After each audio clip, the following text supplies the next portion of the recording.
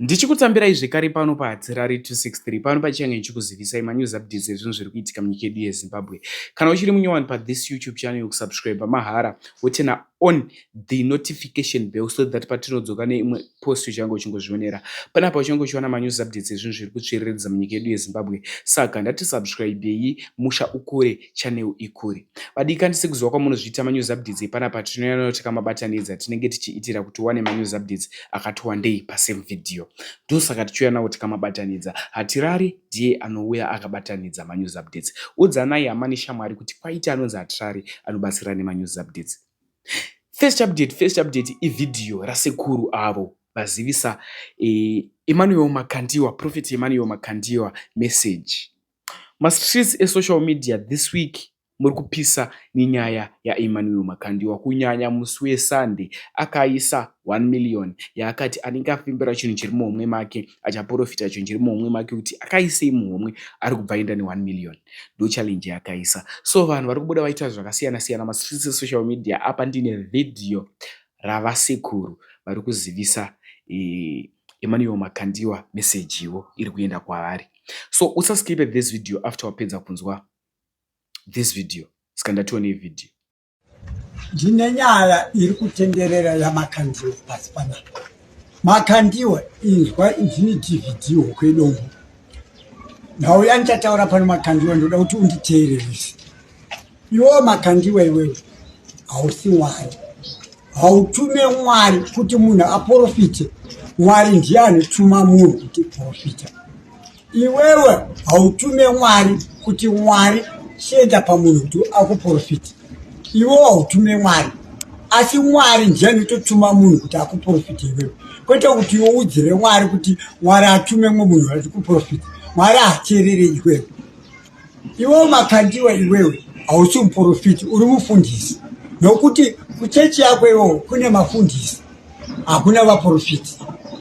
Iwe Makandiwa iwewe hamuprofite, nokuti imimi zvamunoita imimi ndozvokuti munotora vanhu vanofamba womutaura kuti tora gumbo rakwenyu oripfekera mutirauzi zvinodai ati ouya munhu iyeye kuchechi kwako woda kuita feja yako iwewe kubhilifisa vanhu vaunenge watenga wabhadhara mari ma10 US, ma5 US, ma15 US kuti vanhu vabhilife kuti uri kuporesa. Iwe uri watora munhu anofamba nemakumbo akadai wobva adai so upfeka tirauzi akadai so chimwe chichiremberapo tobva zvanzi chirembo. Iwe ti muzita rababa munhu yozodai so wota kuti waponesa munhu wapa munhu gumbo. Uri tsotsi, uri mbavha unobira vanhu, uri tora mari United. Kambani yako iwewe inonzi money making profit. Iwewe hauna kumbosiyana nachivharo iwewe. Mese muri team ya Satan. Mabranchi chete akangosiyana, but zvinhu zvenyu zvese ndezvekutora mari United. Matora mari United. Kutenga uku hakuna zvemari. Kune nhau yaJesu. Vanhu vanonamata kuti vaende kudenga vachiteera Jesu. Jesu ndiye anongedza vanhu kuna Mwari Baba. Zvino iwewe kana wakuti wewe vanhu vakaprofita unovapa 1 million. Uchivapirei 1 million. Nhau yako ndiye iwewe. Uda kuisa satanism mukati mechinamata. Isusu kumasowa hatite izvozvo. Munhu ari kumasowa nemweya wekuenda kunoprofita Makandiwa uri n'anga. Saka iwewe nemweya wako enda kwaMakandiwa usiye gemenzi redu kumasowa. Makandiwa waakufarisa mari zvawakuita izvo hazvisirizvo. Maakubhejera mari kuratidza namapowers luminance. Saka tiri kuti hausi chiro pamberi pechinamato chatiri kunamata ichi.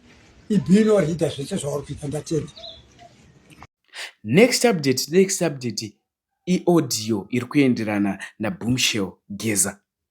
Audio audio iri kutendera streets social media. Nyaya zvairi tokuzivisai sezvairi hatigone kuiwedzeredza kana kuitapudza. Manews updates epanapa manews updates anenge aine proof nguva nenguva. So audio iyi zviri kunzi Geza haana kudzingwa kupati yedu ariko. Hanzi haana kudzingwa kupati. Ndo mutauro wazviri kuitwa zvichinzi haana kudzingwa kupati yedu ariko. So ndinokumbira zvandofika comment section after wapedza kunzwa audio kuti unobvumirana nazvo here nezvataurwa kana kuti unoti Geza ari kwake ega. Ndokumbira kuti zvanofika comment section ndeyedu. Comment section kukomenda hakubhadhariswe mahara. Saka ngatigarei takasubscribe. Chimuti wakachibata here? Uri kuoneera mavideos aya uri kupi? Much love. Wadzingwa ndichivazivisa kuti hamuna kudzingwa nepati yeZANU-PF, madzingwa nemaindividual ndo anga kudzingai. Chinamasawo mwoyo wake hautoda but anenge achiteedzera order. Ari kusvika kuuraiwa, haikuona mavhiki apfuura akanga aposa afira paakabirwa motikari yake. Saka akungonzi munhu akanzi 10 right ano 10, akanzi 10 left anobva 10. Saka ndo zvaakungoita. Saka hamuna kudzingwa nevanhu vese vadzingwa ana Comrade Gomwe waHarare Province, member of parliament ekumasvingo nemamwe mamembers ese adzingwa nevese vadzingwa ivavo. Regai ndikutaurirei manherano, ini ndiri kutaura ndonzi Comrade Nyoka Yemabhunu. Hamuna kudzingwa neZANU-PF, madzingwa nebato rekuMidlands. Kabau yekuMidlands ndiyo yakudzingai, ndiyo yauya pazvivhitivhiti. ZANU-PF ichazotaura zvayo. Ichataura in 28 days from today. Ichazotaura muonero wayo. Hamuna kudzingwa muchiri musangano weZANU-PF. Hapana anokumisa kupfeka matisheti emusangano. Rambai muchipfeka matisheti emusangano. Nekuti hamuna kudzingwa nebato. Madzingwa nefaction yekuMidlands inotungamirirwa naMunangagwa naMudha ndiyo yakudzingai. Saka therefore Munangagwa ari kuprotecta mainterest ezvido zvaanoda iye. That's the reason why vana vake vari kugrebha ma-institution government.